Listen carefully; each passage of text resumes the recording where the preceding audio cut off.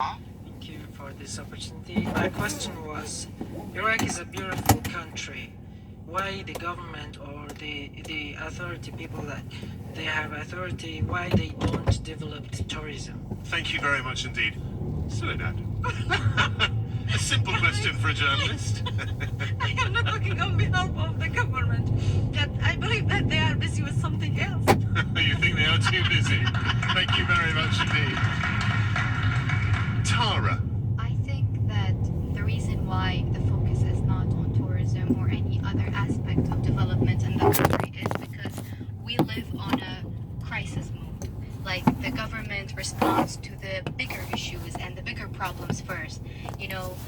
And as a country, I believe as a youth, as a young person, this is a wrong thing, because we have an economy that is heavily reliant on oil revenues, while you have so many other sectors that you can develop and you can put manpower and youth working in it to develop, such as agriculture, tourism, and so many other things. I think the reason why that is happening is basically because our government, and I'm speaking maybe on behalf of most of the youth here, are busy dealing with other things like internal conflicts or other bigger matters. So that's why. The lack. Thank you very much. Thank you. Leah. First, we need to have the infrastructure that is capable of welcoming people to visit Iraq, whether as a historical country or as a beautiful country, as you said. But this is not a decision just to be taken by the Iraqi government or the Iraqi people. I remember in 2014, I was in Birmingham. I went to one of the travel agencies and I asked the lady there, could you please book me a ticket to Baghdad? She said, no, I won't do it because I have instructions from the Ministry of Foreign Affairs not to book for anyone traveling to Iraq. It is a dangerous zone. So if the world still considers Iraq as a dangerous zone, as a place that cannot be visited, then what kind of tourism we will have? So it is not the Iraqi decision, despite the lack of the infrastructure very much needed to this sector to flourish. I think there must be some work done by the international community, by the Friends of Iraq, especially media and diplomacy. All these should collaborate together in order to restore the sector of tourism and make it appealing to the world. Thank you very much, dear. Mohammed, can you see a tourism strategy emerging from the government? We have a very good example. What happened last month in Basel, the league, the tournament of golf, yeah, The football. Football tournament. Yeah, the people when they saw Basel and they still coming, they are from Basel. So we have a lot of opportunities. Erbil, for example, is very beautiful. Why don't advertise it very well? The main problem, which we try to fix, I don't know if they let us do it or not, the lack of planning and mismanagement of the country for the last 20 years. So we don't have any strategy yet. Yes, we have it on paper, but we don't have even the economic path that we have to follow. But again, you and your colleagues, the youth, the people using social media encourage foreigners to come over just to see Erbil, for example. You're from Erbil, aren't you? Yeah, try to encourage foreigners to come to Erbil at least. For many people around the world, Iraq probably summons up images of dysfunction and of violence. I want to hear from our panel. What is it that visitors should come and see? What is the one thing you would like visitors to come and see in Iraq? I think it heavily lies in the people, seeing how they interact with foreigners and visitors, how welcoming they are, how hospitable they are, how good they treat people that come along, and you see this cohesion and this welcoming trait from the people. I think that the first thing that they should do is to genuinely interact with the community out in the streets, and that's the best thing that you could see. Leah. Second Tara's opinion that the big asset is the Iraqi people and how generous they are, how welcoming they are is the biggest sign that they can show to the visitors of Iraq, apart from the historical places and other religious places. Because they covered this point. The people are taken, I'm afraid. The marshes, The marshes down south. Yeah. the shrines. And the shrines. Now already there's big work in the south. They are digging the earth. They found like ancient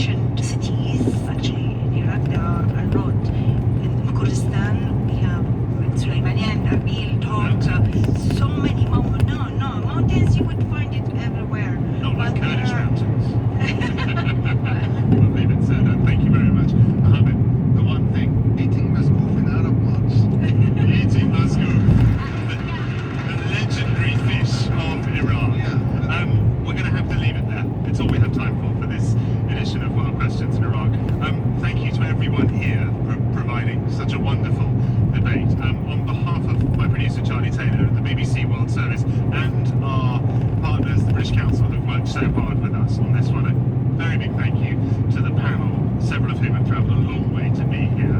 Thanks also to the questioners, thank you very much, and to a brilliant audience, many of whom have travelled a long way to come to this open debate. I am Johnny Diamond. That was World Questions. Goodbye.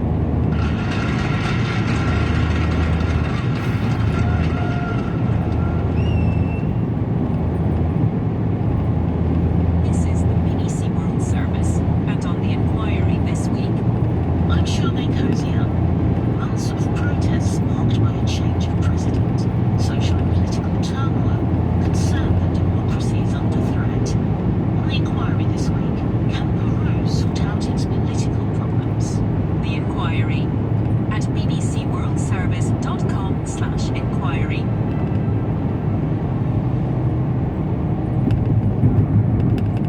At bbcworldservice.com, the fifth floor with Verena Kapidi. A Belarusian regiment under Ukrainian command will find out about a group of volunteers fighting against Russia, also letting it grow.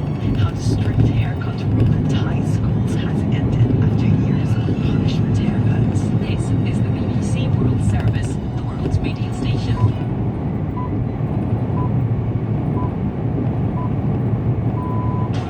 Coming up on the Arts Hour with me, Nikki Beatty, two Oscar-winning filmmakers. British Asian director Asif Kapadia tells us about his latest film, Creature, which is a full ballet filmed. The camera's on the set.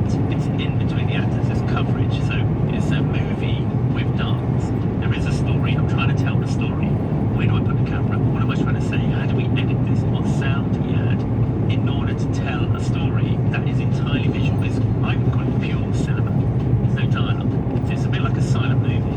And French playwright and director Florian Zeller talks to me about his moving and disturbing film, The Sun. Also on the show, the Nigerian author Ayobami Adebayo reveals why she's exploring the pressures on Nigerian women in her latest novel. And I talk to the extraordinary textile artist Billy Zangewa. All that and more coming up on the Arts Hour. BBC News, I'm John Shea.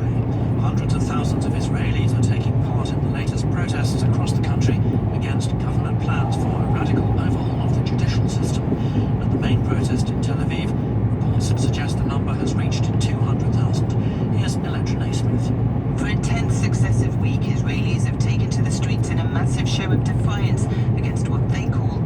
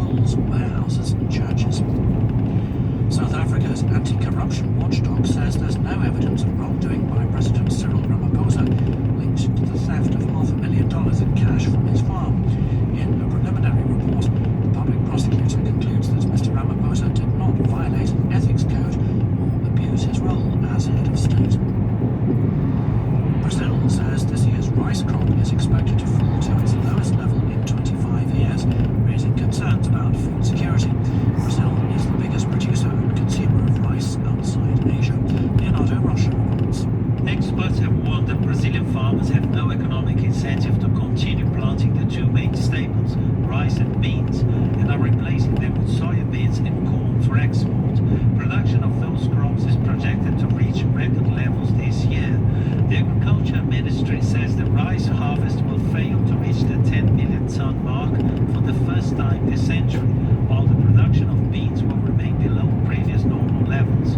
This is another challenge for Brazil's new left-wing president, Luiz Inácio Lula da Silva, who has promised to encourage small-scale family agriculture. And that's the latest BBC World News. Hello, this is the Arts Hour on the BBC World Service. I'm Nikki Beattie, bringing you a star-studded lineup of guests and cultural companionship for the next 60 minutes with the best global arts and culture conversation from across the BBC. Coming up on today's show, two Oscar-winning filmmakers, British Asian director Asif Kapadia on his film Creature, which is dance filmed, and French playwright and director Florian Zeller talks to me about The Sun. We'll also hear from the Nigerian author Ayobami Adebayo, who reveals why she's exploring the pressures on Nigerian women in her latest novel. And my guests on today's Arts Hour are the textile artist Millie Zangewa. She joins us from Johannesburg in South Africa. We'll be talking about her latest exhibition, and we welcome back the cultural critic and broadcaster Neil Latif. So before we go any further, what do you both have to recommend to us this week? Your cultural highlight. Layla, you first. I'm slightly cheating because I've got two, but they're two books that I think are really lovely versions of the same thing. So they're two books that deal with colour and cinema.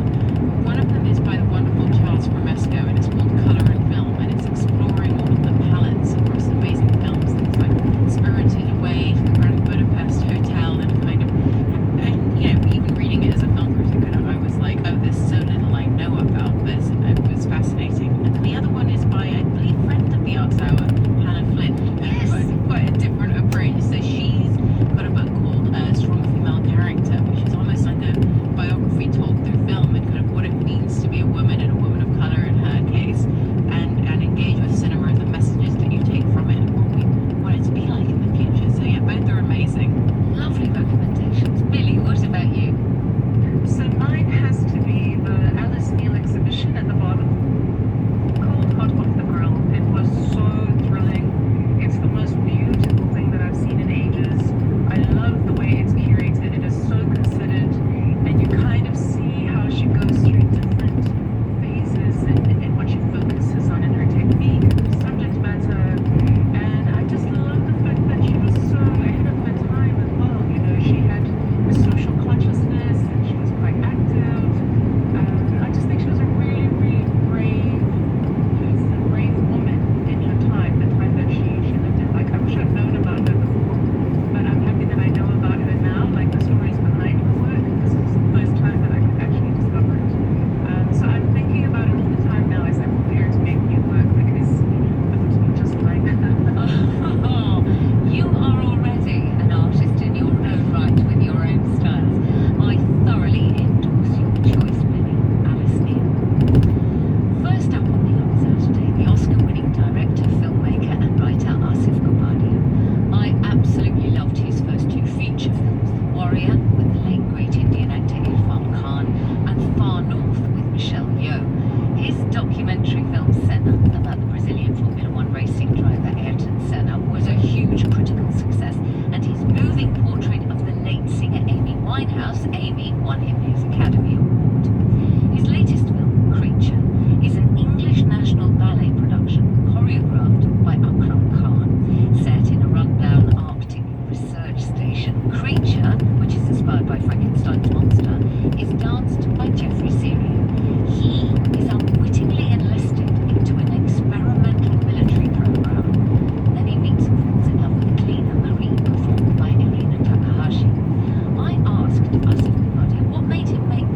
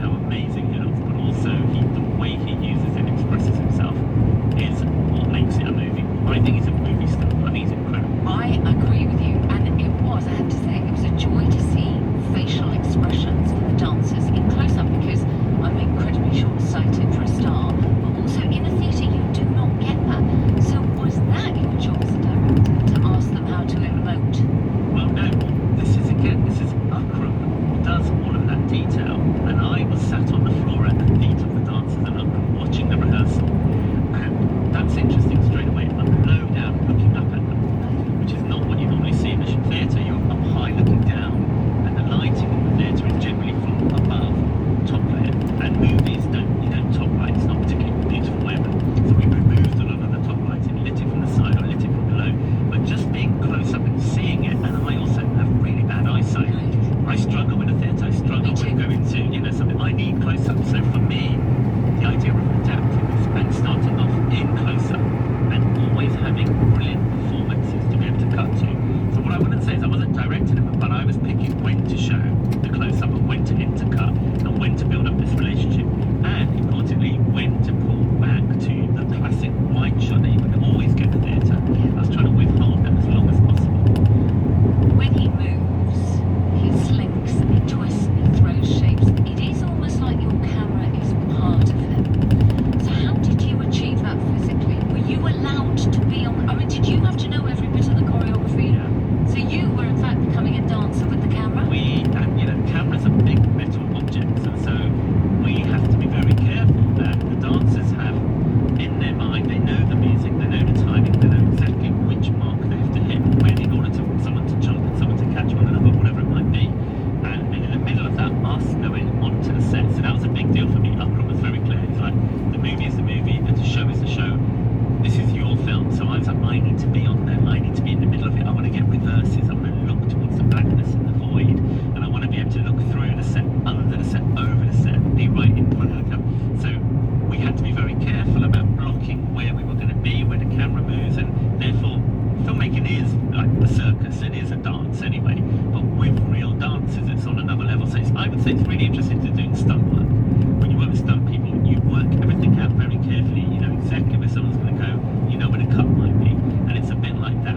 In this case, dancers can't repeat what they're doing over and over and over again. So you only have about, say, 2 or 3 takes when they're doing it full whack. So then you have to figure out when do I need more than one camera, when do I cut, and when do I let them keep going. So all of that is a part of the job of a filmmaker in this case. And obviously everything is designed for the audience. So everything's meant to be seen from one angle. And the minute you go in there with a camera, you're seeing something off kind of that angle, that axis, it looks different. And then it's a question of, they can't just come in and do a moment without building up to it, especially if it includes 20 dancers. So they have to build up to it, the music has to play. It's a bit like shooting a music video. Actually, you have to build up to it to get the moment, and then you keep going. And we had to break. I mean, this is the way it worked out. I only had 10 days to shoot this movie. I was about to ask you how long you had to 10 days, so we had 2 weeks to shoot it, and that was part of the deal. That's the only gap that we have with the dancers now. Typical feature film on something like The Warrior, I would have shot for 66 days. Or, it's not unusual for films to be shot over 100 days or 50 days. My feature films like Senna and Amy would have taken me 3 to 5 years. This film, we had 1 week of prep, 2 weeks to shoot, 3 weeks to edit, 1 week to do sound. Basically, it was a movie made in 2 months. Wow. But it was great because of that. It was like, they know what they're doing. I need to find the best way to tell the story and to move in there without breaking the whole thing apart. And for them, while it's all fresh and while because dancers get injured. That's the other thing. If you keep doing something, they need to warm up, they need to warm down, they need their incredible athletes. And filmmaking is very stop-start, which isn't good for the body. Right. They're used to kind of warming themselves up and going for 45 minutes and then stopping and then doing the second act for another 45 minutes. And filmmaking is all about being patient and waiting and then turning it on, stop, wait while we move the camera, turning it on. So it's a very different psychology. The key thing is the music existed, but when we shot it, we need the music being played. Therefore, you have no other sound. There's no sound being recorded. But in the film, you hear breathing, you hear the clothes, you hear footsteps, you hear everything that brings you into the character. So all of that is added after we've shot the film. So Stephen Griffiths is my regular sound designer. So he had 2 hours maybe with Arena, who plays Marie, and Jeffrey, who plays Creature, in order to create all of the sounds that you have in the film. All of that was added afterwards. Asif Kapadia and Creature is in some movie theatres at the moment and will be available to stream in the near future. My guests on today's Arts Hour are the textile artist Billy Sangewa and critic and broadcaster Leila Latif. Leila, what did you think of the film? I thought it was really extraordinary. I think with a lot of these things where we kind of try to make something for the screen that was on the stage, things can be quite static and they kind of commit to that audience point of view. But in this case, the camera is so dynamic. It feels like the dancers are dancing with the camera itself. And I think he's just got such a beautiful wonderful eye and such a knack for the edit that he keeps this incredible rhythm throughout. I was really